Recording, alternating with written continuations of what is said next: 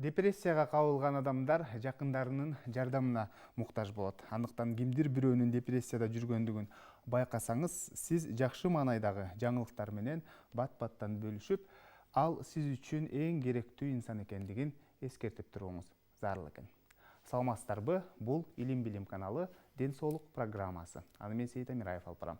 Ардактуу тилек көрүүчүлөр, бүгүнкү чыгарылышыбызда биз жогоруда маалым болгондой, жеңил формадагы психикалык оорулар жөнүндө сүйлөшөбүз. Дал мына ушул тема боюнча эгерде сизде да кандайдыр бир суроолор жарылса, сөзсүз түрдө программанын жүрүшүндө байланышка чыксаңыз болот. Байланыш үчүн телефондор 032 код аркылуу 24487 номери жана ошондой эле WhatsApp номерибиз дагы иштейт. 0702 71 12 80 номери. Анда адаттагыдай эле студиянын кадырлуу конокторун мен сиздерге тааныштырып өтсөм. Абдрахман Умурзаков Ош областаралык психикалык ден соолук борборунун директору жана ошондой эле медицина факультетинин студенттери келип отурат. Саламатсыздарбы? Студиябызга жалпыңыздар кош келипсиздер. Эң алгачкы суроо, Абдрахман мырза, айтсаңыз, жалпы психикалык ооруларга токтолуп кетсеңиз. Саламатсыздарбы? Жалпы психикалык оору бул биздин эл аралык классификация боюнча 1000га жакын түрү бар да. Анан бул психикалык ден соолук бузулган, өзү билесиздер, жалпысынан ден соолук эки бөлүнөт, физикалык жана психикалык деп. Психикалык ден соолук бузулуусу 5 жаштан адамдын терең карынга чейин жолуккан бар. Бизге көбүнчө 5 жаштан 17 жаштагы бул жаш балдар жана өспүрүмдөр, 17 жаштан жогорулары 45 жашка чейин оорулар менен жолуккандар сурап, жеңил оору менен жолуккан.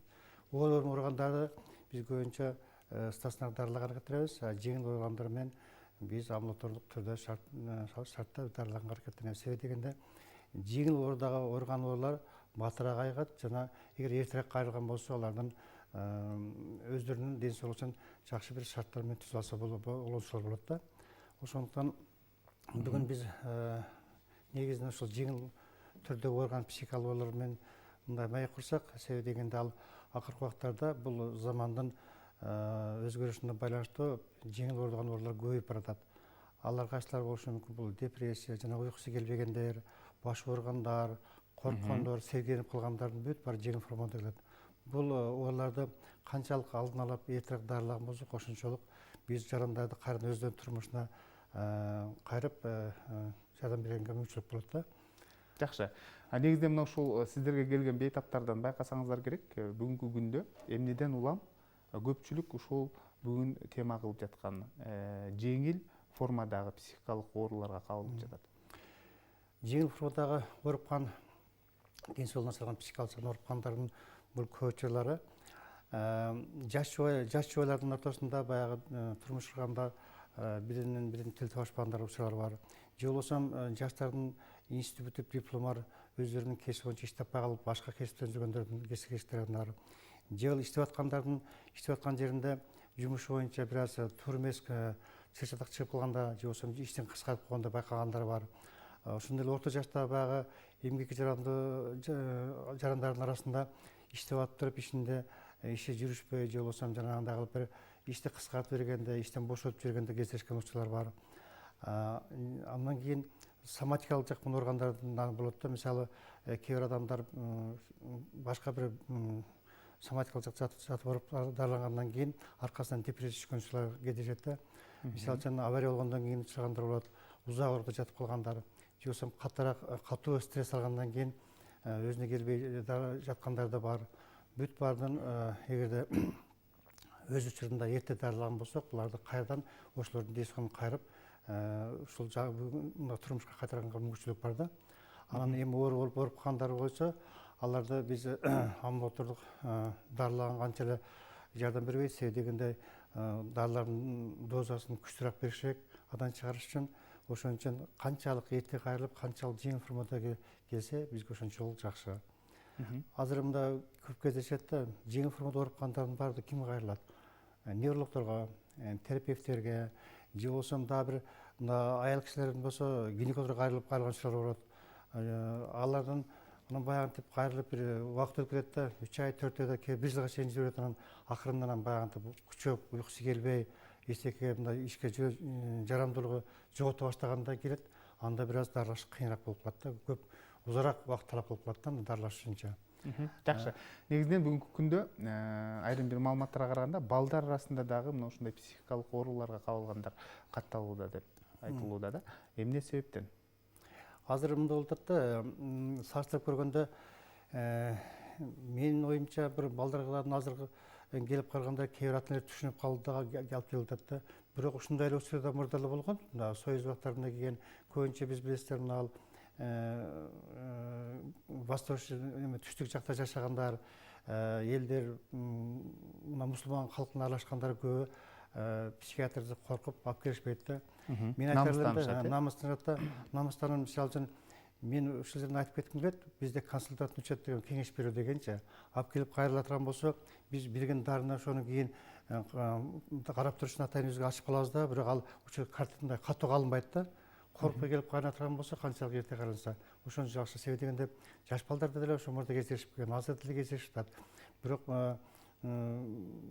азыркы учурда келгендердин бүт баардыгын эртерээк жардам бере алабыз. Анан үстүнөн мындан бир 20 жыл 30 жыл мурда мектептерде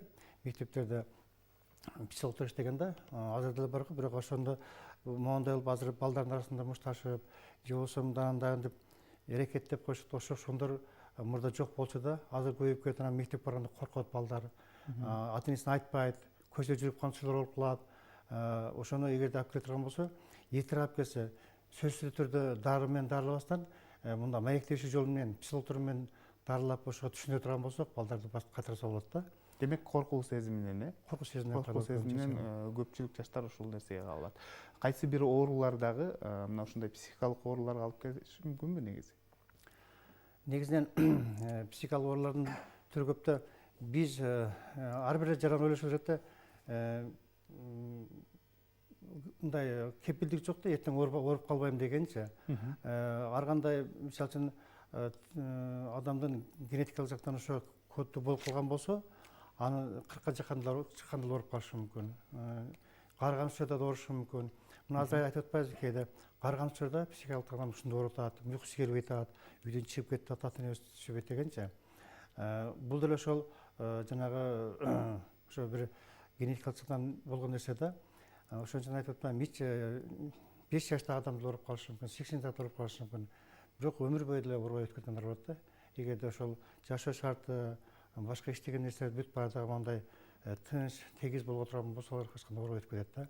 Анан эң негизиси кичинекей бир кызык болгондо, баш болгондо келип, кеңеш алып, ошо кандай болот деп акылдаша турган болсо, ошого карап иш кыла турган болсочу, андай оорубагандар деле көп да.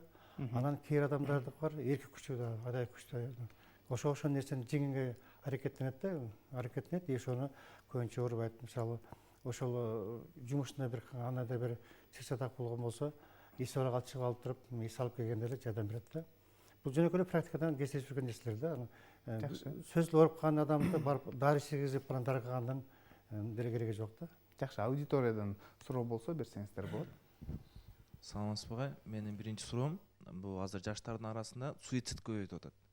Ушул суициддин кантип алдын алса болот, же мындай айтканда профилактикасы эмне? Буну ким көзөмөлдөш керек? Анан дагы сизге экинчи суроом бар. Могул психик лечение алган больнойлор көбү жалуются да. Ошол жерде жатып, биз жакшы боло албай, кийин молдого барып, альхамдулилля баарыбыз мусулман калкпыз, Кыргызстан 95%. Ошого барып, кийин молдолорго дем салдыргандан кийин жакшы болду деген мындай түшүнүктөр бар да. Азыр эми мына түз эфирде ошолорго айта кетесизби? Ошолорго кандай сиз өзүңүз совет берет элесиз, эмне кылса болот? Дарыгер катары. Дарыгер катары ошо молдодон айыктык деген көп болуп атат да азырчы. Мындай да, суицид боюнча негизи азыр ошо атайын мына өкмөттүн бул 2018-жылы токтом алган март айында Кыргыз Республикасынын калктарга психикалык жардам көрсөтүү боюнча ал жерде бир эле врачтар эмес, психиатрлар эмес, ал жерде социологдор камтылган. Ошондой эле баягы айылдагы ФАПтар бар, ФАПтардын үй бүлөлүк дарыгерлер топтору бүт баары чогуу иш керек да. Себеби дегенде суицид жасай турган адамдардын көбү негизинен алардын психикалык жактан бир аз оорусу бар адамдар жасайт да. психикалык оорусу болуп отурган болсо аларды суицид жасабайт эч качанчы. Суицид бул жан кээде деп коет да. Эмсем кээде ошону болот, мисалы үчүн ата энеси катуураак урса деле бала эчтеке кылбайт. Кээ бири айтканда эле ошо мен ата энем ушундай болот деп жибин көтөрүп басынгандары бар да. Бул боюнча атайын алдын алуу иштери жүргүзүлүп атат. Биз ушул 2018-2020 жылга алган программанын негизинде мына биз болгон гана бир 9 ай 10 ай иштедик. Атайын түзүлгөн өзүнчө 5 жылдык биринчи этапта түзүлгөн программабыз, ишмер бар. Ошонун негизинде ойлойм буну дагы алдын алабыз депчи. Экинчиси жанагы мындай болуп атат да, андай көп биз мисалы аптекадагы психикалык оорукан көрүп турабыз. Анан ата энеси эшикке чыгып тамак жегизип туруп апарып молдого апарат да. Ал учурда алар жакшы бул өтө мен кетип айтам, хорошо, мейли биз ар кимдир мусулман адам бар окуткыла депчи. Бирок ошол психикалык жактан ооруп турган адамды кичине өзүнө келтирип, уйкусун өзүнө келтирип, кызаатын кетирмей сайын молдого апарганда ал укпайт. Уга албайт да, молдонун айтып аткан сөзүн уга турган болгондо молдо барыш керек да. Мен барбасын деп аларга мындай такыр эле каршы эмесмин, барсын. Өзү жакшы болуп калгандан барса болот. Молдо деле психотерапевтке жүргүзүшү мүмкүн да, бирок дайым эмес да. Мен врач катары айткым келет. Эгерде дарылангысы келсе, молдого барсын. Бирок молдого барып көрүнгөндөр кийин оорусу күчөп, өтө күчөпчү. Анан такыр мындай врачтардын жардам бере алган учурлар болот да. Анда уже аларды биз айта түшүндүрөбүз. Мына жакында эле бир бизден мына өткөн жылда ушундай болду да. Алып чыгып кетишет үйүнө, шаарда жашаган жарандардын бирөөсү алып барышынан. Биз бир аз жапкан апаргандай, молдого апаргандай, молдо же урганбы, же бир нерсе кылганбы дегенден кийин түшүнгөн жокпуз да. Кетип 3 саат жок, анан атасына апарды. Эмне болсо молдого апарып келди. Акыбалы оорлоша баштады да. Биз больницага отурсак, милиция чакыртабыз деп алып кетип калды. Апарганда 2 күндөн үйдө ал асын өлүп алды тиги баласы. Ошон үчүн айтабыз да, биринчи негизинен молдого апарып врачтар дарыласын. Жакшы апаргандан кийин молдого апарабы, бакшыга апарабы, ар кимдин өз эрки да, туурабы? Бирок айтарым деген, мен шегириме 35 жыл болуп атат. Молдодон жакшы болуп кетет дегенди мен көрө элекмин, психикалык жактан ооругандарчы. Эми бизден чыккандан апарып көрсөтсө боло берет алынчы. Балким күчтүү ишенимден улам жакшы болуп кетиши мүмкүн. Себептен де бул оорудан кутулуу үчүн көбүн эсе бетаптан эрк талап кылынат десек дагы болот, Анан ошол негизинен жеңил формадагы ооругандарды көбүнчө ошол менен мына психотерапевттер, психологдор түшүндүрүш керек да, эмне себептен сен ооруп атасың. Мына бизден чет өлкөдөн келген күйлөр көрсөтүп атпайбы? Психологко барганда ошол келген киши өзүнүн ичиндеги кызатын толук айтыш керек да. Айтып чыгарып алса, анан жеңилдеп калат да. Кээде айтат го, мондай бир нерсе кызат болсоң, ыйла депчи. Жашың менен чыгып кетет деген сөз да бар да. Ичиндегини чыгарып жибериш керек. Буулбастанчы. Депрессиянын бир жаман жери, чыныгы депрессиядан ооруган адам мондай сезет да. Манай пас болуп калгандачы. Өзүнчө бир курукка кирип калгандай болот да. Ошону чыга албай артта лекарство болбогон сейт, анан тиги ата энеси карабаган сейт күчөйт. Анан кийин алар анан өзүнүн мен бул жашоодо такыр эле жакшы болбойт деп ошондон жан кыйдыга барышат да. Чыныгы депрессия менен ооругандар, күчөп калгандардыкы көбүнчө жан кыйдыга барат, суицид жасагандар ошолор болот да. Ошон үчүн адамдын ошол келгенде ишенип келсе, врачка келгенде, ушул мен врач мага жардам берет. Ошо деп келе турган болсо, бул сөзсүз эле жакшы болгондор бар да. Дагы айтарым, ушул жанагы эле ошентип келгендерге катуу туруп калып корккондун кереги жок. Айтам, келгенде ошону кийинкиде карап туруш үчүн, көзөмөлгө алыш үчүн гана биз карточка ачабыз дагы. Рецепттерди бизге рецептсиз дарылар бербейт да. Анан баягы нейропатолог берген Нопент, Вимпастен деген дарылар ал жеңил дары, Сомнол дегендерчи. Аны менен жеңил формадан дарылаш чыгарыш кыйын. Режим түзүп беребиз. Кааласа үйүндө дарыласын, кааласа жат дарыласа болот. Мен ойлойм, жеңил формадагы жатпай дарылаган көбүнчө. Себеби үйдүн шартында дарылаган десе батыраак чыгат да. Жакшы. Суицид деп калды. Негизинен байкап карасак, көбүн эсе өткөрү курактагылар суицидке барганы белгилүү да. Айтсаңыз, негизинен мына ушул куракта, өткөрү куракта ата энелер балдарына кандай мамиле жасаш керек? Алардын психологиясы кандай болот, ушул боюнча айтып берсеңиз. Биздин андай болот да, өзүнүн практика боюнча айтайын деген. Биз көбүнчө эле ата энелер баягы бала мектеп баргандан кийин анан барып келди, чарчап келгенден кийин баласы 1-2 айдан соң кое турчу, кийин азыр анан укпайт да. Негизи ата эне, ата болобу же апасы болобу ошо бала менен мектеп баргандан баштап 18 жашка сүйлөшүш керек да. Эмне болуп атасың сен? мектепте кандай болуп атат, досторуң барбы, достор менен кантип сүйлөштүң деп бала менен сүйлөсө, бала айта баштайт. Мен мына мисалы үчүн бүгүн мына досум менен сүйлөшөм, мынтип койду деп ата энеси кичинекей көңүл буруп, түз жолдон бере турган болсо, ошол балдарда мындай мектепте урушкандар да аз, суицид жасагандар аз дагы, же болбосо кейде айтып коет да, мен мектепке кетип барбай койгондор бар да. Ата эне менен сүйлөшүш керек да. Канчалык ата эне бир эле мугалимдер окуп койсоң, ата эне жумуштан келгенден 1 саат, жарым саат убакыт бар, кечи баламды отуруп сүйлөшө турган болсо, бул көп жардам берет да. Көбүнчө ошондордун мына көбүрөөк маектешиш керек. Да, маектешиш керек. Көбүнчө билесиздер, кайсы убактарда көбүрөөк маектешиш керек. 10 жаштан баштап 15 жашка чейин се дегенде өспүрүм балдар деп коебуз, ошол убакта баягы бала төрөлгөндө биз кыз экен, уул экен деген мененчи 12 жашта мужской половой гормон деп коет, женский половой гормон, ошо сформат эткенде анан эркекке окшоп добуштары чыгып, экинчи признактар пайда болот да. Ошол убактарда балдар ата эне көбүрөөк көңүл бура турган болсо, түз жол көрүп койсо жакшы болуп кетип атат. Түзмү кетишет да, эч кандай оор жолукпайт. Анан бизде көбүнчө келгенде тиги балам укпайт дегенде мен жумуш менен жүрө берип турам, мен баламдын ден соолугунда карап атам. Ден соолукту караш үчүн ата эне биринчи алар маектешип сүйлөшкөн болсо, Көңүл буруш керек. Көңүл буруп эле маектешкен болсо, бул көп жерге Жакшы. Сырттан караган киши мына ушул психикалык ооруга кабылган инсандарды кантип байкаса болот? Бейтапка клиникалык мүнөздөмө берип кетсең. Биринчи очередте булчу мындай да, биздин мыйзам боюнча, мына Кыргызстандын мыйзамы, биз дагы мына Россияга окшош мыйзам кабыл алган. Психикалык жактан ооруп калгандарды бизге өзүлөрү келип кайрылмай сайынча барып караганга акыбыз жок да. Себеби дегенде психиатр келип чү мен жиндиби деген сөздөр айтылышы мүмкүн да. Ооба. Анан биринчи очередте ошо жакындары байкайт да. Кээ бир мындай эч ким сүйлөшпөй калгандарын байкалып калат. Же болбосо кетет, түндө уктаган жокмун деп, башым ооруйт деп жумушта отурганда болсо, башка жака көңүлү бурулуп, жумуштагы бул биринчи нерсе да. Анан негизи эгерде оор жеңил эмес, оорураак оорумен башталган болсо, эң биринчи уктабай калат да. Ушу 24 саат, 2 сутка, 3 сутка чейин уктабай жүргөндөр бар да. Бул биринчи признак. Анан баягынтип тамак ичпей, көңүл кайтпай, өзүнүн комнатасына кирип чыкпай калган да, ошолор башталгандар болот да, жеңил формадагы. Анан ата эне сразу байкайт баласынан эмне болуп атканын, кеч келип, же болбосо мектеп барбай калгандарын, өспүрүмдөрдө, жаш балдарды байкалат да. Анан 5 жашка чейинкисин психиатрга келип, же болбосо психиатрга келгенде алардын интеллект еще не сформирован болуп калат да, аны анча психиатрда биле албайт да. 5 жаштан кийин биз көмөк беребиз. Азыр эми 5 жаш эмес, жанагындай жаш балдардын азыр байкап аткандарыңыздар, төрөлгөн балдардын бат эле эмгеги жабылып калып атат. Же болбосо бат эле дагы бир неме чыгып калгандан кийин кичинекейден баштап катуу ыйлегендер, ушу эмгеги жабылгандан катуу ыйлегендер болот, ыйлап, анан капырын жетип уктабагандарчы. Булар кийин барып туруп психикалык ооруп кетет да. Ар кандай же болбосо жаш эле жубайлардын тукумсуздугу байланып атат, 5 жыл 10 жыл жашабагандардын болуп калат. Ошолордун баары да ушул психикалык ооруп келет да. Бардыгынча эртең кайрылып, эметип ошо тийишер адистер бара турган болсо, адистер ошону көрсөтүп турган болсо, эметип калат. Анан бизде азыр негизи мына түштүк жакта көбүрөөк бизде ушундай айтса эле ой психиатрга барса эле ой мен ушундай болуп калыптым деп коркот. Кире берсин. Мына бизде азыр шаарда ХБКда биздин ошо Манас ата районунун жанында жанагы шаардык дарылоо мекеме борборунун 7-чи филиалы бар. Ошол жерде өзүнчө немеде 2-3 бөлмөдөн турган 3 биздин адистер иштейт. Бири психиатр, психолог, патронажный мейстер бар да. Кирип, жакшы шарт түзүлгөн, проектмен келген эмелер бар.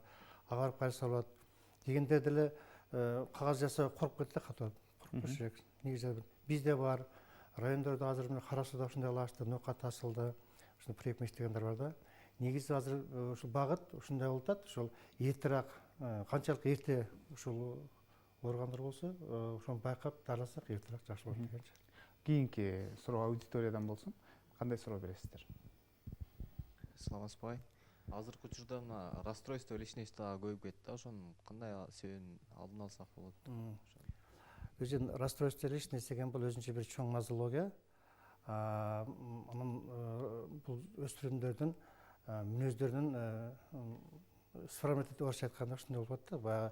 Баягы кийинки карата ошо пайда болушу мүмкүн. Ачуу тез келгендер, же болбосо болгон нерсени көтөрө албагансыздар, кээ бириники түнт болгондор бар, көп түрүчө психопатический эмоциональный расстройство деген бар, тиги шизоидный деген аргандар бар да. Булардын көбүнчө алардын ошол төргөндөн баштап ошондой пайда болгон генетический оорулардын бири болуп атат да.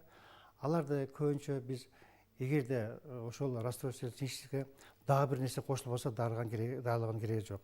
Ошондо эле биринчи очередте ата энеси алып келсе медикаментсиз эле, дары дармеги жок эле, монда маектер түрдө түшүндүрсө болот да, сен монда жүрүшүң керек деген деп үйдөтө турган болсо, жаш балдардын мүнөзү бат эле ошо бир жакка карап ойт да.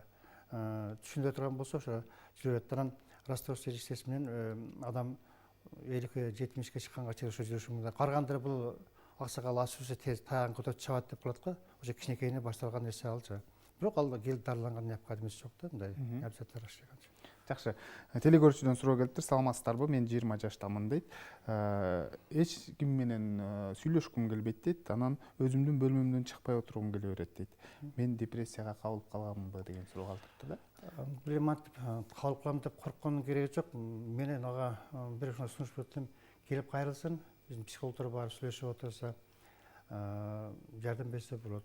Бул башталгыч бир аз симптомдор байкалып атат, бирок аны эле бир мисалы депрессия деген болуш үчүн бул 3 жоктон 3 немеси болуш керек да, симптом болуш керек да. Анан мен бул эч ким менен сүйлөшпөгөй деп калганда мүмкүн жөнөкөй эле бир жеңил формадагы келип кайрыла турган болсо жардам беребиз ага. Саламатсыздарбы? Жогоруда айтып өттүңүз дейт. Жаш балдар кичинекейинде көп ыйласа дейт. Анан эмгеги бат бүтсө, психикалык ооруларга кабылып калышы мүмкүн дейт. Менин балам 4 ай, эмгеги кичинекей деп айткан дейт. Кээде ыйлап турат дейт. Азыркы учурда неврологдун сунушу менен нофен берип атам. Мен дагы эмне кылышым керек? Дал мына ушул негизи ошого ыйлагандардын бүт баарына нейропатолог карайт. Азыр бир талма деген ошондой нейропатолог карайт да. Ошол нейропатолог барып, неврологдор барып көрүнүп бергенден алып туруш керек. Анан багы канчалык өтө көп ыйлаган болсо, бул баштын ооруган белгиси да. Ошон үчүн нейропатолог көрүнө берсең, кийинчерээк эгерде баягы жардам бербесе, уже 3 жаштардан кийин алып келсе бизде аракет кылабыз да. Азырда медикамент бериши керек агачы. Бирок невропатологдун көзөмөлүндө экен. Алып берсин, ошол эң жакшы нерсе алчу. Дал мына ушул тема боюнча даярдалган видео материал бар. Анда жалпыбыз биргеликте көңүл бурсак, андан соң кайрадан жолугушабыз.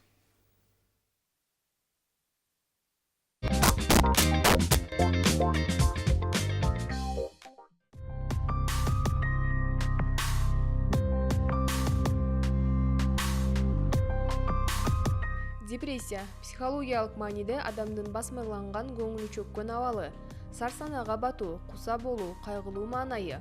Депрессия экзогендик, түшүндүрмөсү жагымсыз басмырланган жагдайга психикалык реакция жасоо.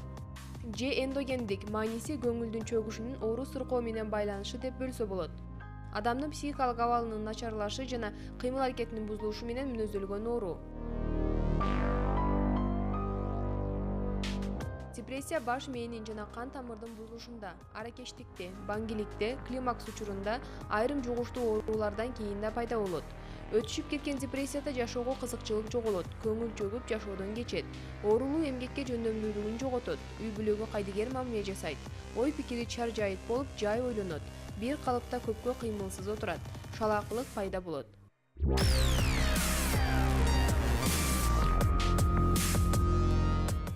Алар жүрөктө үйгөн, зээнди кейиткен жагымсыз көңүл оорусун сезишет. Турмушту сансыз жаңылыштардын түрмөгү, жаман жоруктардын туындусу деп билишет. Жеңил депрессияда ички органдардын функциясы бузулат, ичке жөндөмдүүлүк начарлайт, уйку качат. Кээде көңүл чөгүү максатсыз кыймыл аракет менен коштолуп, ачуулануу, кыжырлануу сезими пайда болот. Психиатрия менен тааныштыгы жок адамдар жаман маанайды, жагымсыз абалды, өтө чарчап чалыгууну, жазында организмде витаминдин азаюусунан болуучу убактылуу алсызданууну депрессия деп түшүнүшөт. Депрессия жогоркулардан айырмаланып, көпкө созулуучу туруктуу оору.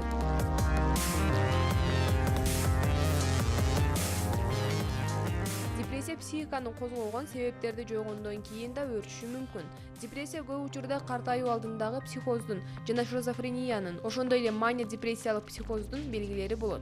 Дарылануу мезгилинде ичкилик ичүүгө такыр болбойт. Андан жүрөк кан тамыр системасынын иштөөсү бузулуп, коллапс болушу ыктымал.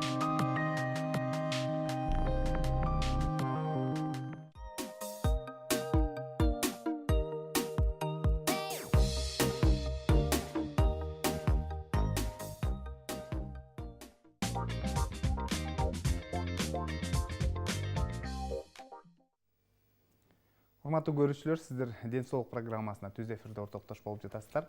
Дал ушул тема боюнча эгерде сиздерде кандайдыр бир суроолор жаралса, сөзсүз түрдө байланышка чыксаңыздар болот. Байланыш үчүн телефондор 032 22 код аркылуу 44 87 номер жана ошондой эле WhatsApp номерибиз дагы иштейт 0702 71 12 80 номери.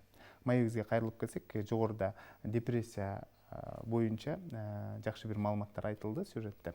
Негизинен мына ушул эл арасында депрессия менен стрессти алмаштырып алгандарды да кезиктиребиз да.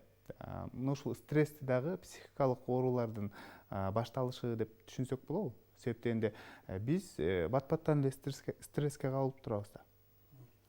Негизи мына адамдын бул жашоодо турмушта ошол мындай ар бир нерсенин өзүнүн өрөөнү бар да, ошол деңгээлиндеги кичинекей стресс болуп турган болсо, бул адамдын жашоосу. Жана кызат болуп турсаң, мен эртең бүгүн жумушка качсын жашайм тиги дегенче. Андан өтүп кеткенден кийинкиси, ал уже немеге стресс бул ооргап келиши мүмкүн да. Анын стресс деген сөз бул көбүнчө депрессия экөөнүн айырмасы стрессти дары дармексиз жолу аяп кесе болот да. Мисалы үчүн стресс кандай болушу мүмкүн? Бир жакындарын жоготуп койгондо адам коркуп кетет да. Корккондо жакындар авария болуп түшүп калышы мүмкүн, оралда больницага же болбосо жакындарынан ажырап калышы болуп калат. Ошол убакта көбүнчө адам тез өзүн жоготуп коет да. Бирок стресстин бир жакшы жери эчтеке болбосо ошол мындай ченемдүү убакыт ченемдин ичинде өзү айыгып кетет да. Дары дармектин кереги жоктур болчу. А депрессияга түшүп калганда аны негизги депрессияга түшкөн адамды сөзсүз дарылаш керек. Жеңил формадагы психикалык расстройство деп эсептелет.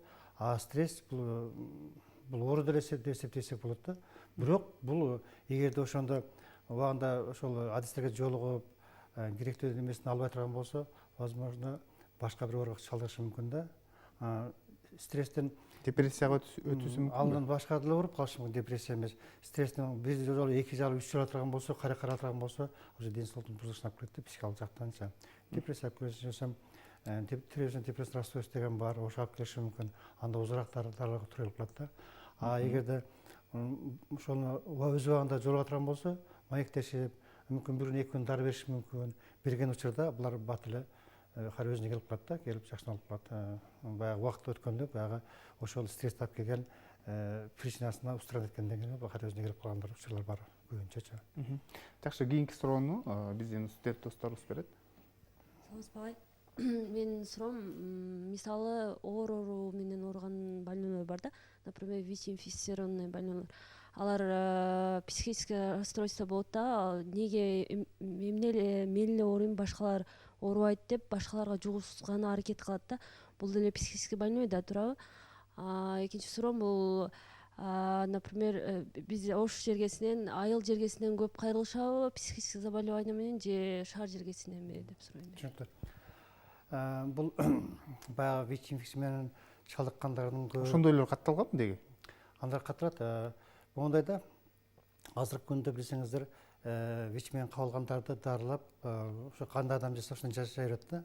Эми ошону түшүндүрүш керек да, сен ооруп калсаң эле бирөөгө жуктурамды аракет кылба деп. Себеби деген ал деле сен деле ошончо убакыт жашайсыңар деп. Азыр ошо дары менен кармап атат да. Себеби жакшы бүгүнкү заманбап дарылар чыгып калды.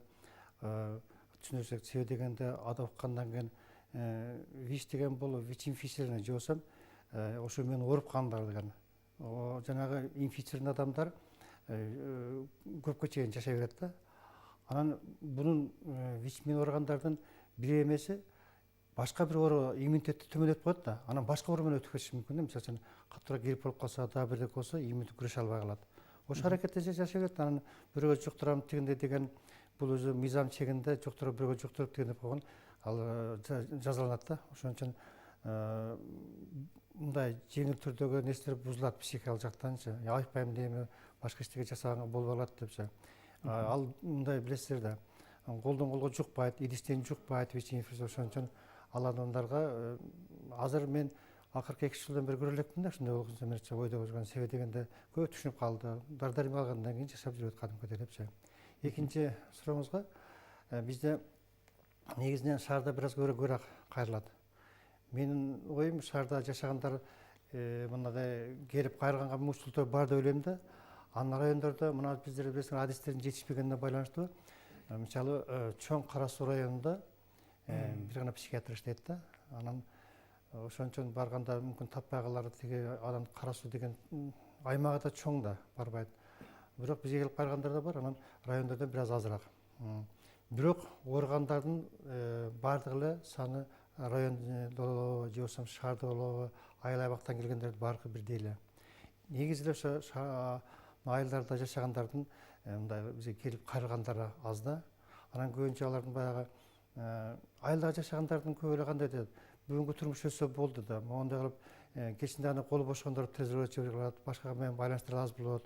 Ошон үчүн моундай маалыматтар аз дагы, ошон үчүн ойлойм айланып. Эми ошол мына биздин жана айтып кеттим го, 2018-2020 жылга тайгалган улуттук программабыз бар. Ошонун негизинде биз азыр айылдагы КУЗ деп коет, кабинет укрепленного здоровья деген бар да. Ошонун кызматкерлери менен, ФАПтар менен үй-бүлө дарылар менен иштейбиз.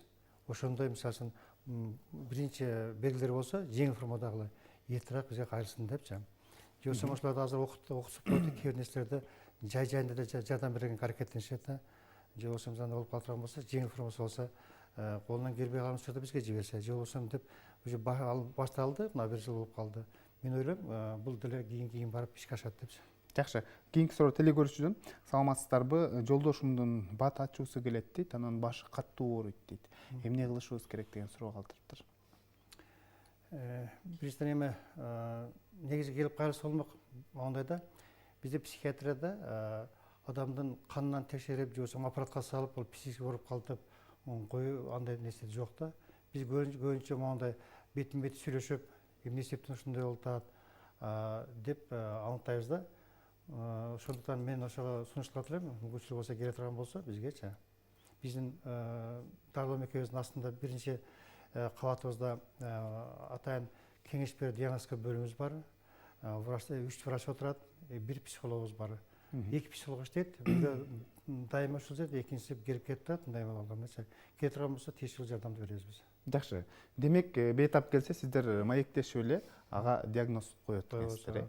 Канча убакытта мисалы? Отурганда эле байкалат, сүйлөшүп атканда эле байкайбыз да. Анысында көпчүлүк биз иштегендердин бүт баары эле мындай эмгек стажы көп, Тажрыйбалуу, тажрыйбалуулар бүт баары отуруп аныктап коюп бере алат да. Анан дагы бир нерсени белгилеп кетерден эсем, бизге кайрылгандардын бүт баардыгы акысыз. Амбулаториялык кайрылгандар акысыз, жаткандар акысыз дарылат биздечи. Бүт баардыгы биз азыр 2016-жылдан бери индиплатикс деп коет, фомустун аркылуу иштеп атабыз, бүт баардыгынча. Ашенген бүгүнкү күндө бир гана кээде тендерден өтпөй калат дарылар менчи. Мындай айтканда дары-дармектердин бүт баары жаткандарга биз толугу менен берилет. Бизге келип кайрылгандарга дагы биз акысыз консультация бересиздер. Беребиз. Жакшы, кийинки суроо мындай. Саламатсыздарбы? Мен дагы караңгыны жакшы көрөм дейт. Кээде жашоо кызыксыз болуп калат дейт. Эмне кылышым керек деген суроо калтырыптыр да. Жаңы айтып кеттим ошо баягы өзүнүн комнатасына чыгыш келбей, караңгы барып, меткан моундай болуп турат. Келсең, аны дары-дармексиз психолог менен жакшы отуруп, немесе маекке стационардан айрылса болот да. Жакшы.